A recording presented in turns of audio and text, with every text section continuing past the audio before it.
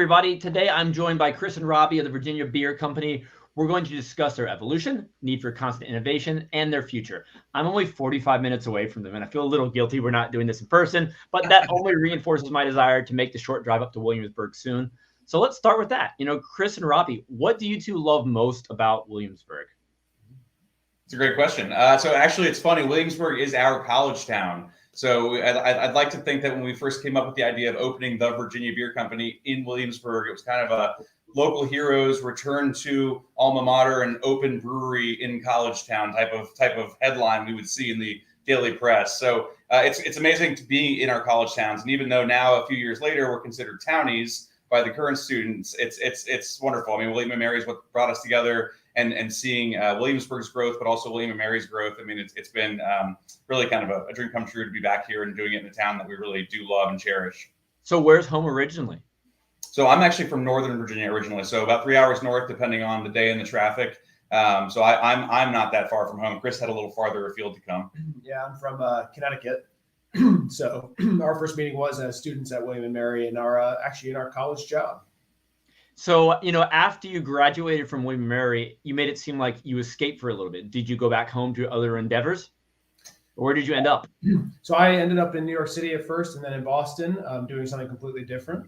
And I was in the D.C. area, Arlington, Virginia, also working in a different field for the most part, financial consulting.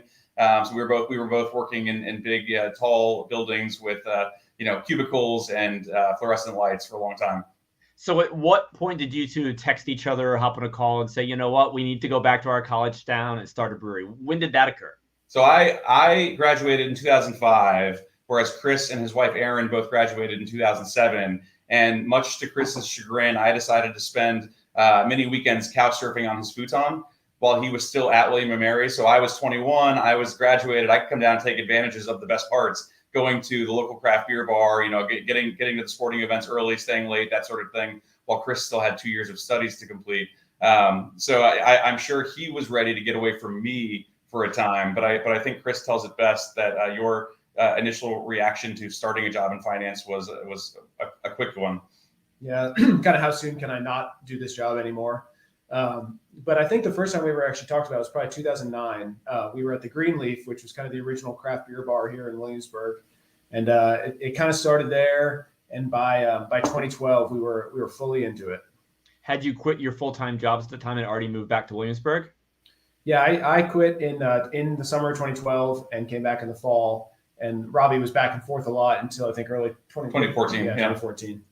Looking at Williamsburg in 2012 versus now, what are the greatest changes you've seen? Wow, it has changed dramatically, and I would say from 2005 to 2012, when the first of us left, and then came back to 2012 to 2023, it has been dramatic changes. I mean, more kind of urban centers have opened. So I think most people think of Williamsburg, they think of retirement community, they think of tourism driven escapades, Busch Gardens, Colonial Williamsburg, Yorktown, Jamestown, etc. Great Wolf Lodge, the College of William and Mary obviously is a big driver. And then there's downtown Williamsburg, Merchant Square, which has a lot of famous restaurants and a small bar scene around the delis across from the campus. But now we've got multiple neighborhoods spreading across what is considered the historic triangle. So all of Greater Williamsburg, we've got multiple breweries, we've got multiple distilleries, we've got a meadery. I would say that for the size of Williamsburg, we're punching above our weight a little bit. There's more entertainment, there's more food, there's more beverage, there's greater access, there's greater livability, many more apartment complexes that weren't here when we were students. New neighborhoods going up, and like I said, kind of urban centers, and obviously smaller urban centers that you might find in Norfolk or Richmond or Northern Virginia, but places where you can actually go and live and walk to bars and restaurants and breweries and actually find that kind of livability that typically you would have found only in larger cities. I think you touched on so many different demographics there, Robby. I mean, you touched on like the student population, you touched on tourism, you touched on locals. Looking at who's coming to your taproom, is it just a hodgepodge of all the above? Yeah, it certainly is. It's all three of those. We rely mostly, a lot of our regulars are locals, obviously.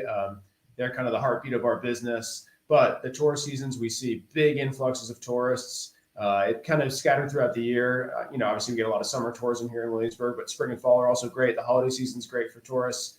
We do get students. It's about 1.5 miles from campus, so a little further.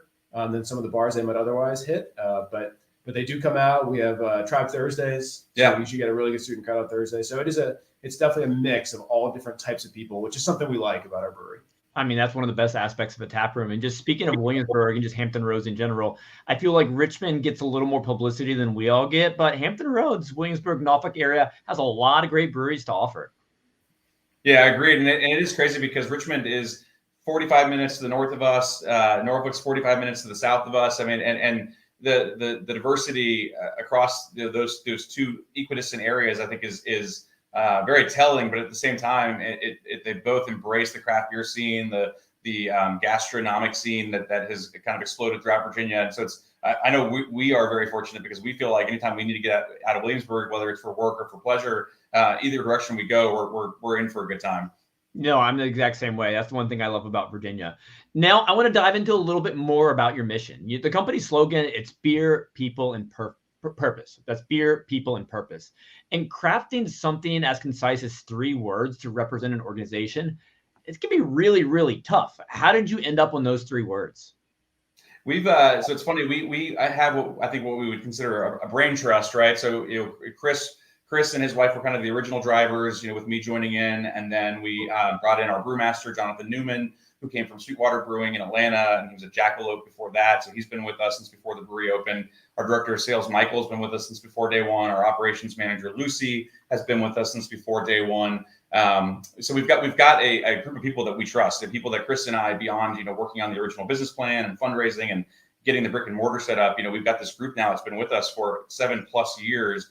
And we feel like the brewery has matured around them just as much as it's matured around us. And so I can remember sitting in one of our first management retreats, and we've had to pull in some of our old corporate protocols. Where were you at that first management retreat, Robby? We borrowed some space from the local incubator. So we're close with the Entrepreneurship Center here at William & Mary. We try to give back in many ways and with time and experience too. And we pulled a few strings and we borrowed some conference room space from the Launchpad Incubator, which is the local entrepreneurship center here. So they gave us 2 days of their conference room to try to figure out what the next steps for the brewery were. And this was 2017. So it was less than a year in. And one of the focal points was, how do we come up with a slogan, a phrase, some sort of torch to bear on top of everything we're doing. And there was a lot of group discussion. And I remember that, beer was kind of that focal point. I think our brewmaster was like, well, beer, that's the first thing. That's what it's in the name, Virginia Beer Company. People, though, obviously the gathering of everyone, who you get to share the beers with. We like to say our beers are only as good as the people with whom we share them, right? So that includes our team, our social club, all the people around us in our community. And then that all kind of turned into the word purpose. And I don't think that word was necessarily the first word we came up with, but it was the one that resonated the most. And at that point, was being purpose-driven something the brewery stood for already? Yeah, it was in our original business plan and the original concept behind opening the brewery. And I think it was further cemented by our choice to come back to Williamsburg and open the brewery. It's a place we already had roots, and we knew some charitable organizations, and we wanted to get involved right away. So that really built on itself really, really quickly. And it took us a long time to open the brewery. I came back at the end of 2012, and we opened in March of 2016. So it was kind of a big delay, an unexpected delay, which was painful in so many ways, but helpful in that Robby and I really got to embed ourselves in our community, get to know people, forge those relationships. So by the time we did open in 2016, I think we were able to make the impact that we had dreamed of for so many years when we thought about what a brewery would be for us. So we did jump right in. We hadn't distilled it down to those 3 words until that first management retreat. And I will throw in as an anecdote, one of the things that pulled us into the craft beer industry to begin with was the collegiality of the industry. Both of us working in finance, certainly you had happy hours and you had volunteer hours and you could do what you wanted to in the community, but it wasn't like finance firm A was spending time with finance firm B and we were all getting along and doing things together. It was a little more cutthroat than that. And when Chris and I started thinking about craft beer and trying craft beer bars and going to tap rooms, not just in Virginia, but all over the country, the thing we saw the most was like person from brewery A spending time with person from brewery B, looking on social media and seeing collaboration, hearing about people sharing, oh, I need malt, I need yeast. I'm gonna help you guys out, even though you're right down the street. The collegiality of it was so important to us. We loved the idea of that kind of embracing industry. And then the return of that is if you embrace the people in your industry, you want to embrace everyone outside of it, and being able to pay it forward, that kind of good nature, it felt right to us. Now, looking at the industry then versus now, when you all first opened, there was maybe a little bit over 5,000 breweries. It's almost doubled since then, which is crazy to think about. And we talk so much about collaboration in craft beer and just that spirit that you just described. Do you feel it's still the same? I don't think it's exactly the same as it was, back in 2016. I do think there are still a lot of elements of it, and especially those people who were in the industry at that time, I think still feel that way and act that way. And we do our best to continue acting in that way. I think a lot of people, some people potentially jumped into this industry with a full-on profit motive, just not a little more idealistic view that a lot of earlier entrants had. There's still plenty of those people coming in though that share how we feel about it. But it sounds like you left the finance world to intentionally make less money, right? Is that fair to assume? Yeah, I guess so. Yeah, that's how it's ended up, but it was worthwhile. Yeah, it's we talk about fulfillment in our jobs. I personally had very little fulfillment from what I used to do. It's not all about money. It's about being in a community, being a part of the fabric of a community. And I think that is so much more fulfilling for both of us. Yeah. Go ahead, Robby. Sorry.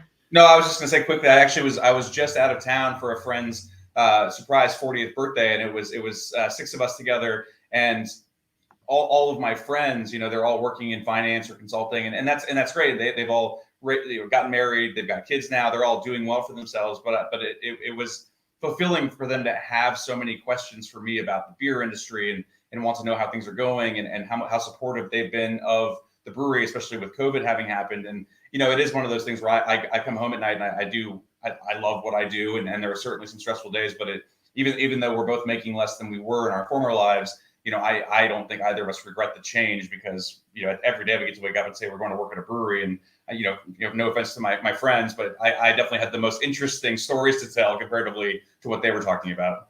No, I believe it. And both of you already speak so much about just happiness and that sense of belonging in the industry. And something that's important to you, is the people on your team. What best practices have helped you, build that team that can successfully share and reflect all the values you've talked about today?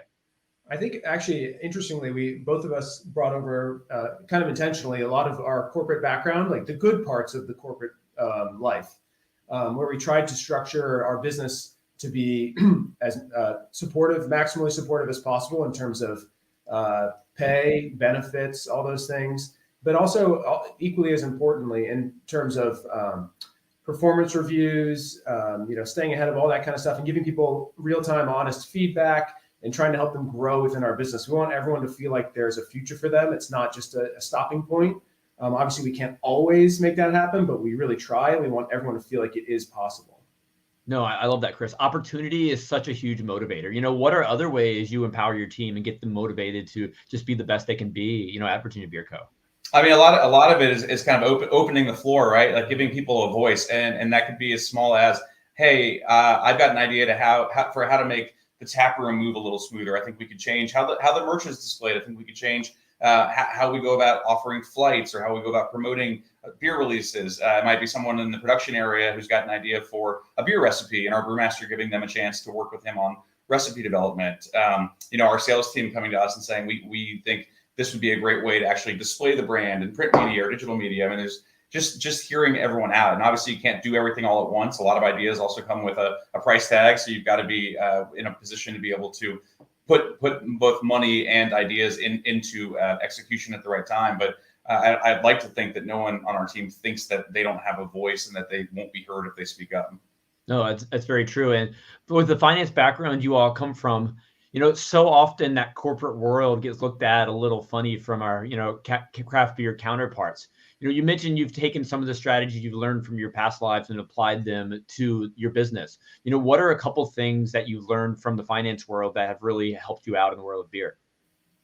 Well, I think from a technical perspective, how to manage our money and manage budgets, all those things around that. I think it's so important. And in the early days of craft beer, I think it had a lot less focus than it does now. If you're growing 30% a year, you don't necessarily have to be completely keyed in on all of that stuff.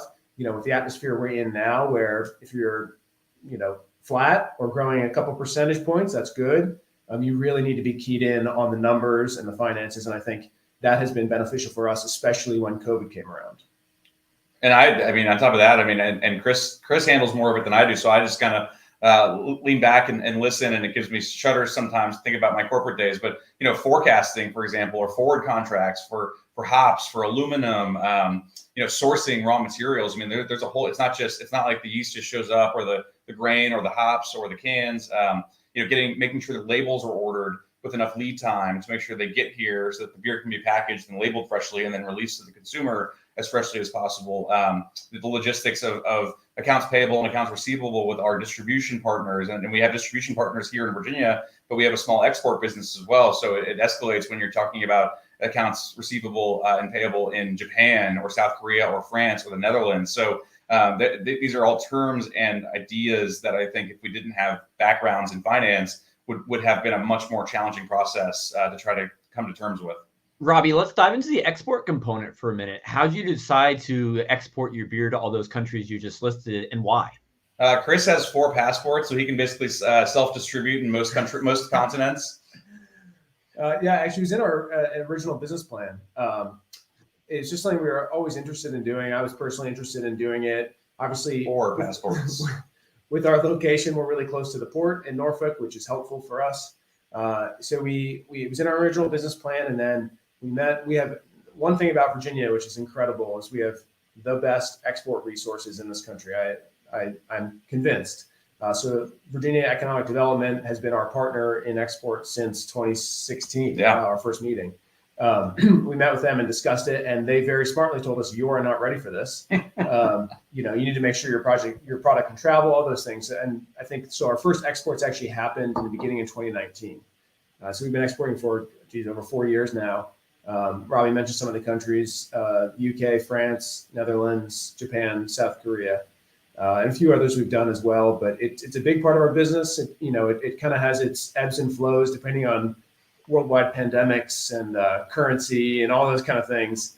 But, it's been up to about 10%, 12% of our business in some years. So it's a really important part of what we do. And I think a bit of a differentiator for a brewery of our size as well. And I give Chris full credit because he was the one that wanted to take that leap. And, regardless of the number of passports, he just had a fascination with the potential for sharing what we always kind of say, beers and cheers, colloquially, not just in Virginia, not just in the United States, but around the world. And it's actually been one of the most fulfilling parts of being a small business owner, because I was not a world traveler growing up. I traveled the country extensively, but I had not really spent much time overseas. And so now to be able to do that, and I didn't even do it in corporate life. And now to do it as a small business owner and to be able to go over and talk about beer specifically, it's a pretty cool reason to travel. That is pretty cool, Robby. And looking at those countries, do you see any unique trends from the customers who are buying your beer over there? Oh man, it's actually been really eye-opening. We were sort of excited, I think. Like the first time we went to Japan, we went to Tokyo for an event called the American Craft Beer Experience that the Brewers Association actually puts on. And we're like, oh, so excited to see, maybe we're going to be able to try some beers that are styles that aren't as popular in the US as, it's a different scene, right? And then of course we get there and everyone wants a hazy IPA, a high ABV stout with adjuncts and sours. Yep. So shockingly, the craft beer consumer around the world is actually fairly homogenous. But, we do find certain styles work better than they do here in other countries. But honestly, it's a lot of hazy IPAs, stouts, and sours. So last question on the export side of things. Have you created any beer specifically for the export markets? Yeah, so we actually collaborated with through our Japanese importer, Cardinal Trading. He connected us with a brewery in Tokyo called Sakamichi Brewing Company, and we brewed a virtual collaboration. They brewed a version at their place. We brewed a version at our place. It was a yuzu sour ale, and it was one of our, I'd say most recently best received beers. Yuzu is very hard to source in our part of the world, so it's not something we could do all the time. But we ended up then exporting cans and a little bit of draft over to our import partner in Japan, so that Sakamichi could actually have both their version and our version side by side. So it was pretty cool. It was a recipe that was literally developed across the globe. And I think we'll probably do it again. It was that well received, and we're hoping to go back to Tokyo in November. So hopefully we can get over with them in person, maybe do it in person this time. The beautiful power of the internet. Why weren't we doing virtual collabs years ago? I know. It was like a Twitter DM, and it was like they slid into our DMs, and our importer told us that they were legit, and it was I mean, we could have just picked up the phone a decade ago, but pandemic had to do all this to us. Yeah. So looking at your website, and I absolutely love your website, you have 9 nonprofits listed on the website. Why is working with them important to you, and how did you select these organizations? Well, I would say that one of the benefits of being in Williamsburg for as long as it took to get open. So, right, we came back, Chris and Aaron came back in 2012. We didn't open until 2016. So having boots on the ground, even though it took much longer time to find the right building, raise the money, finish the business plan, come up with the brand, that afforded us the opportunity to get to know everyone around us, right? Like, people actually believed in the concept by the time we opened because we had devoted ourselves to quitting our jobs and relocating to Williamsburg, and we were trying to support all the businesses around us as much as we could while we were opening our own business. So we'd go to Aleworks Brewing Company, is kind of the original craft brewery here in Williamsburg. So we'd go to Aleworks events and introduce ourselves and try to promote them as much as we could. Bars and restaurants, we didn't have anything to sell. We didn't even have samples that were available to give out. It was just kind of like, hey, we're coming to town and we hope we can partner in the future. And part of that then was getting involved in all these community endeavors. And that led to a lot of relationships with these philanthropies, because Williamsburg has a really heavy number of philanthropies and nonprofits. It's a lot of retirees in Williamsburg. And so you get people who are looking to do good with their later years. They've got the time to give and they want to give it. And so you see a lot of philanthropies headquartered in greater Williamsburg. And because of that, and because of our desire to have a purpose component to our brand and wanting to have that collegiality and positivity that drew us into the brewing industry in the first place, we said, well, let's not just team up with these philanthropies from a hosting perspective. We can host them, we can give them a platform at the brewery, but let's come up with ways to creatively involve them in recipe development. Let's as time allows, join their boards and actually have a voice into how they're immersing themselves in the community. So a lot of it is just homegrown. It's really relationships that we've made in our personal lives here in Williamsburg that have grown. It's introductions that have been made across mutual friends or professional acquaintances in the industry, but they are all natural. None of them are forced. None of it's corporate. It's people we've gotten to know. It's boards that we currently serve on, that's kind of how we tried to build the business. It's got to feel natural. There's got to be a story to tell, which is Williamsburg for us. There's got to be a story to tell, or else it just feels a little too corporate for us. So that's a big reason those nonprofits are listed, and frankly, we need to add a few more that we've started building relationships with in the past 12 months or so. I'd love to dive a little bit deeper into that. You mentioned like helping them brew a recipe, serving on their boards. Can you give me some examples of what these relationships look like? Yeah, so one I'll give, because it's got so many like little arms that have grown. So there's an organization here called Dreamcatchers, and Dreamcatchers is a therapeutic riding center out in Tuano, so about 25 minutes from us. And so there have been all these studies that therapeutic horseback riding can help those who have lingering injuries. You've got a lingering injury.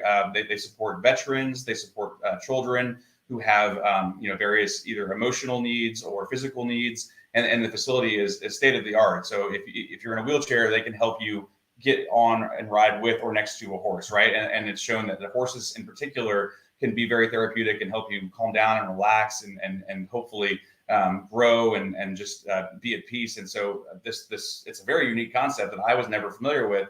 We were pouring beer at a fundraiser for them. We had been invited by a third party to pour beer and be the craft beverage provider for this nonprofit. We said, sure, it's right up our alley, not knowing much about the nonprofit, but having been invited by someone we trusted, we got involved. And at that event, I got introduced to their development manager, and she just said, hey, I'd love to get to know you all more and introduce you to the Dreamcatchers concept. And that led to a tour of the facility and hopping on the back of a horse and looking ridiculous riding a horse for the first time in my life, but falling in love with the concept and meeting some of the riders and meeting a lot of the parents, meeting the volunteers, and all of a sudden it became immersive. And then they asked us over time to join their board. So I'm now the vice president of their executive board.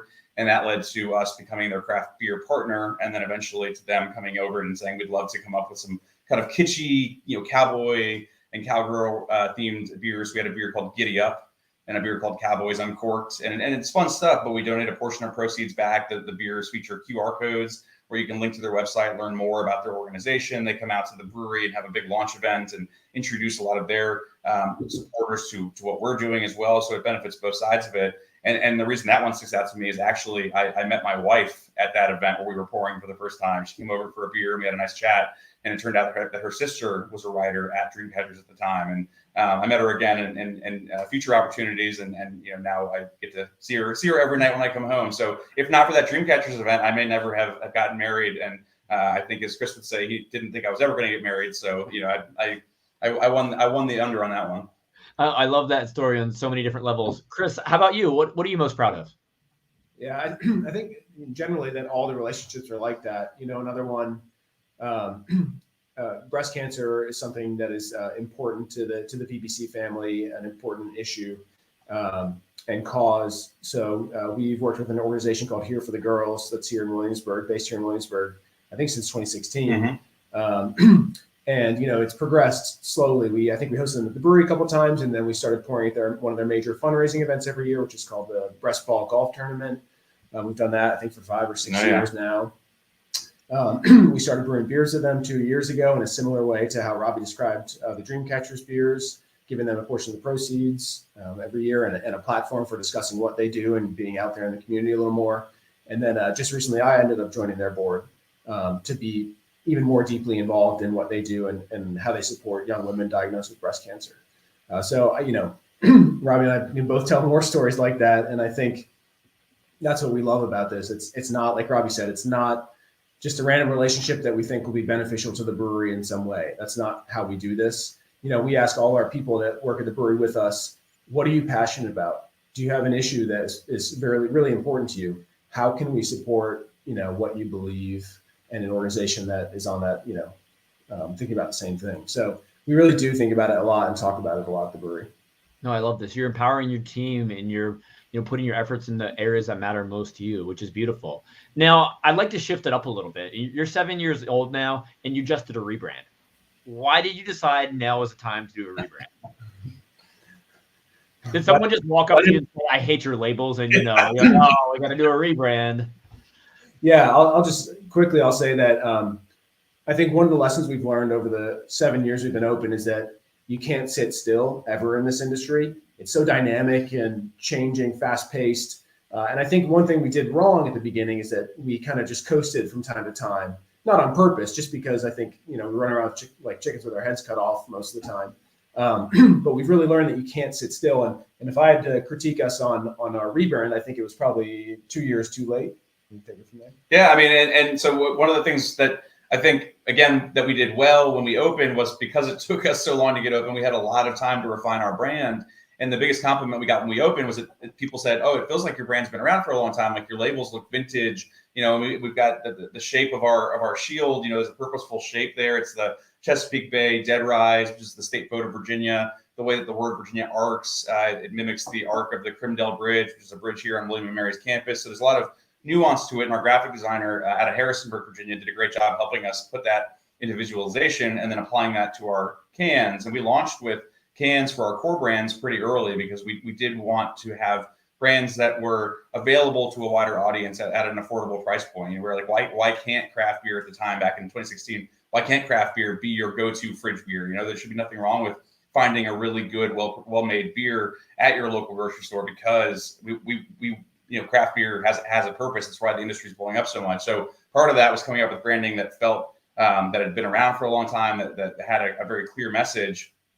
But the downside of that was we had never released a can before. We had done a ton of shopping. We'd done a ton of research, as it were, buying cans and drinking cans of beer and going through as many cans of beer as possible to figure out what worked and what didn't work in our eyes. But we had never actually sold a can of beer before, right? So you commit to stickers, you commit to wrapped cans. Eventually, you commit to actual printed cans. But you're buying thousands of cans up front. You're committing to lots of money and lots of aluminum cans. And so for us, looking back in year 5 and year 6, when we finally started this refresh process, part of it was like, okay, we've done well, we've grown with this brand identity, but now we've got all these notes and we've seen the market develop and change, and it's gotten noisier. All of a sudden, all these breweries that at one point or another said, we're never going to be on grocery store shelves, you got to come to our tap rooms to buy the beer. The pandemic hit, and all of a sudden everyone was like, we got to sell as much beer as possible wherever we can because we got to survive.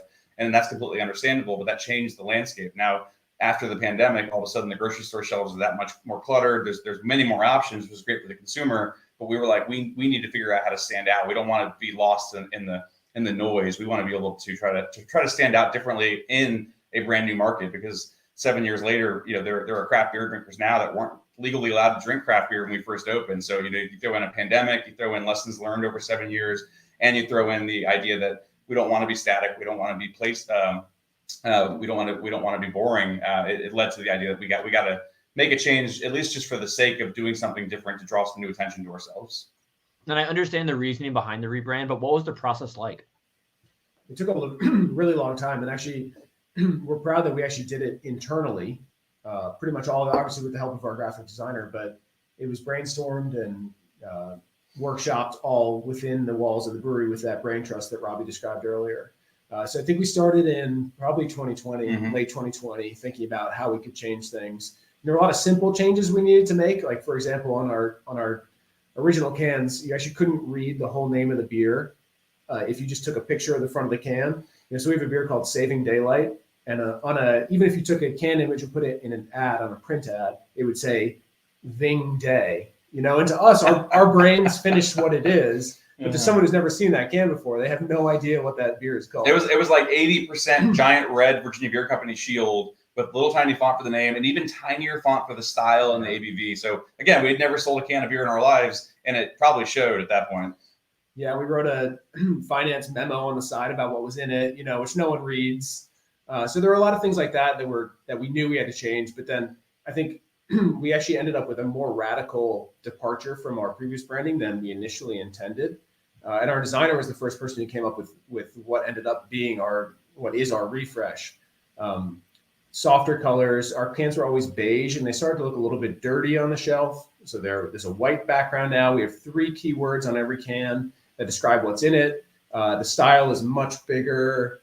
What else? The can design itself. So our original can was basically one billboard, and if you turn the can 15 degrees one way or the other, you lost that billboard effect. It was parts of information, or it was a giant government warning, which obviously legally you have to include, but the placement was not right in retrospect. So with our 6-packs originally in pack text, if someone accidentally turned the cans on the grocery store shelf or the bottle shops, you didn't know what you were looking at. And why would you spend the time to look through it unless you were just a very curious craft beer drinker? So these new cans have multiple facings. If you turn them, there's kind of a fluidity to it. It's stripes that move, kind of make you want to follow from beginning to end. And there's multiple facings of the name of the brand, the name of the brewery, the style of the beer, the ABV. So we've kind of tried to recreate that billboard effect to a much more direct effect with multiple facings. And actually, we just, I don't think on that yet. We're next week. The next phase of this is actually not just refreshing the core look of the main beers that we brew, but also then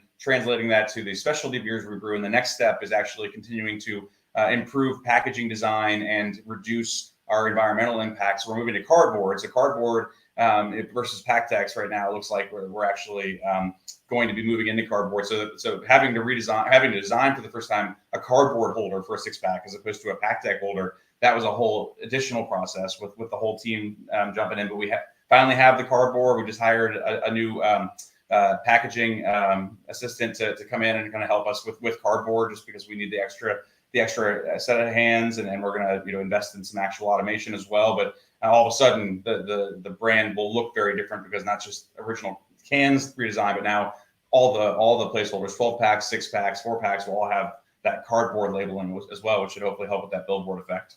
And I think the new branding looks great. So for a customer who sees your beer on the shelves, what emotion do you hope it evokes for them? That's a good question. I know the biggest thing, and I'll kind of quote or paraphrase our brewmaster here. Jonathan was really focused on that idea of kind of clean and simple, because there is so much noise out there that it was almost like this beacon. You wanted someone to see something that drew their eyes to it because of its simplicity and because of its brightness. And then within that, we've always said that you drink with your eyes and your nose before you drink with your mouth. And so if you see something that looks sharp, something that kind of stands out amongst a crowded field, and then you get a little closer and you can see those keywords, right? Crisp, clean, refreshing, something like that. It already evokes the idea of what kind of liquid is in that can. Hopefully, if you've gotten that far, you're going to grab it and pull it off the shelf. So I think for us, a lot of it was that, like, let's cut through the fog, and let's try to be that lighthouse in an otherwise kind of foggy environment. Let's try to get straight to the point so that people know if they've never had Virginia Beer Company, whatever style they're going for, they know exactly what they're going to get before they actually commit to it from a monetary standpoint. Awesome. Thanks for explaining that. Now, as part of the rebrand, you also added a new flagship. Many breweries these days are putting less focus on flagships, but instead you added a new one. Why did you decide to do it, and tell us a little bit more about it? Yeah, a big part of our business is the grocery chain business, convenience as well. So we do have to have, for us, a big part of our portfolio is those core beers that are pitched to chain buyers that are regularly available and can be put on a shelf and are reliably available for them to order. So the whole time we've been open, we've had one core IPA, Free Verse. It's been our best-selling beer. It's still doing really, really well. But we know that 40% of craft beer sales are IPAs. So we thought, let's bring a new one to market that's different. It's a beer we've actually brewed for a few different years, not under the current name of Gorgeous, but we sold it in the taproom, and it was always a favorite. It's lower ABV than Free Verse. Free Verse is 6.8. Gorgeous is 5.7. Free Verse focuses on more tropical flavors. We help it with Azaka, which uses a lot of mango and pineapple. Gorgeous is 100% Citra IPA, so that classic Citra orange profile, citrusy profile. So they're very different beers, and I think they hit a different consumer in a lot of ways. We also switched up the package size. So we've traditionally been all 12-ounce cans for our core beers. Gorgeous is our first core beer in the 16-ounce 4-pack format. We've done limited releases and seasonals in 16-ounce 4-packs for years and years. But I think that format difference also differentiates the beer from Free Verse and just hits another set of consumers that we weren't necessarily reaching with our existing IPA. And you've also increased Free Verse to 19.2-ounce cans. Is that correct? Yeah, we have. That was, I guess, a year ago, just over a year ago. Obviously, that space is doing really well. It's growing a lot in convenience, but also in grocery. And we wanted to offer our flagship product in a new format. It's also great for venues. So we've seen a lot of success with that. It's obviously, in that format, you tend to see a lot of higher ABV, kind of the 9% plus. Free Verse is 6.8%, like I mentioned. But we think it's working so far, and it's also another differentiator in the category. Now, looking at the past 7 years, I love the innovation we've talked about today, but I think it's also important to take chances sometimes. So often we rely on data, but every now and then we just have this idea of, we're like, you know what? Let's give it a shot. What's something you all have taken a chance on that you weren't sure how it would go, but it turned out to be a success? I've got. So the one I'm going to go with is malt liquor. Do tell. So we have a series of beers called 39 Words, and one of our brewers kind of came up with this concept. But for Women's Equality Day, every year in August, the women of VBC get together and they come up with a recipe and they come up with a logo design, and we let them run with it, and it's their project. And this year it had a charitable tie-in as well, but they wanted to come up with something that the tagline was a strong beer for all women. And so we came up with the idea of a malt liquor specifically, and it was something we'd never brewed before, and the team got really jazzed about it. And not only did we brew a malt liquor, we put it in 19.2-ounce cans. So it was big format malt liquor, and it actually was one of the favorite beers that my favorite beers that we've ever brewed. It was really nuanced, and it kind of showcased the style and kind of brought back to light where that style actually has a place in the current beer environment. And as luck would have it, it was a slower mover in the tap room because a lot of people were really afraid of the term malt liquor. Most people were like, I had a bad experience with, quote, malt liquor in college, and therefore I only want a 4-ounce sample. I'm going to move on to something that I didn't have a bad experience with in college. But at the end of the day, we kind of rebranded it to be called like a super lager, and wording is everything. The long story short, it actually got picked up in a New York Times article. So food and beverage writer Josh Bernstein from the New York Times, it was like the feature photo in a New York Times article about the resurgence of craft malt liquor. So it's not to say we're always going to be doing malt liquor, but I think it was fun to take that chance, and it got some national exposure. So it was definitely worthwhile. Congrats on that. Yeah, thanks. No, go ahead, Chris. Just really quickly, English beers. We started making them in 2016. No one really makes English style beers here in this country anymore. I think for the first few batches, I bought everything that we produced. But they've grown so much for us since then, and they've become kind of a staple in our tap room that people really seek out. And then we actually just sent many hundreds of cases of our ESB to market in February, which is the first time we've ever done that. It was a little risky, but it actually worked out pretty well. So, but not as risky as the time we sent a bunch of our ordinary bitter to England for a Brewers Association export development event. So it's still less risky than sending a British beer to the Brits. Did they give it a couple thumbs up? They did, yeah. It did well. I'll have to pick that one up. I love a good ESB. So that sounds like a tasty treat. Now, two final questions. So I'm going to focus one on people and one on purpose. One of you can take one of you can take the other. For other breweries looking to invest more in their people, just a quick recommendation that's worked for you that you'd like to share. So I think a big part of this is probably gonna be a super boring answer, but it's like documentation. It's like sit down and actually create a plan, because putting on paper, how you plan to treat everyone, how everyone's career opportunities could potentially unfold, giving everyone that opportunity, and then letting your staff, your team know what the expectations are and what they should expect from you in turn. That's been the most challenging thing for us, I think, is actually recording everything that we've done from the first hire to the most recent hire. Like, do we have everything written out so that we know that we can make sure that this person gets the same attention as the person who's been with us for 7 years, who's clearly a superstar, who's clearly someone we're hoping will grow with us for a long time. And a lot of that, with the hustle and bustle of small business, it's hard to really put everything into formal documentation like you would corporate style. But if we are organized as managers, I think it makes those who are joining the company feel like that we're serious, and B, that they've got the opportunity to grow with us because they can see it on paper. They know that we're going to hold ourselves accountable. They can hold us accountable, and it's a kind of a 360. It goes both ways. If they feel like we're invested, then they're going to be invested in what the company's doing, and we're all going to win. No, that's great insight, Robby. No, Chris, you get purpose. I love everything you explained that the Virginia Beer Company does with your local nonprofits and philanthropy organizations. What do you recommend for a new brewery looking to get involved in doing similar things? I think it's create those deep and real relationships. Consumers can sniff out BS really, really quickly, or a lack of actual dedication to being involved in your community. If you really want to do it, get out to events, support these nonprofits on your own time and on the brewery's time. You really need to want to be a part of that community. I think that's something we've tried to do really well. We're not always perfect at it, but a lot of breweries just kind of throw a little bit of time and effort at it, and it's obviously not authentic and something they really care about. So you gotta be real and authentic and really, really dive in to the nonprofit community. No, thank you for sharing that. It sounds like you both have spent so much time just building relationships that's really resulted in the success of the Virginia Beer Company. And now I need to go have one of your beers, so I'm going to have to go pick one up tonight. So, Chris and Robby, this has been absolutely fantastic. I look forward to seeing you in person, hopefully before too long. Thanks again for being here, and we'll see you soon. Thanks for having us. Cheers. Thanks, everybody.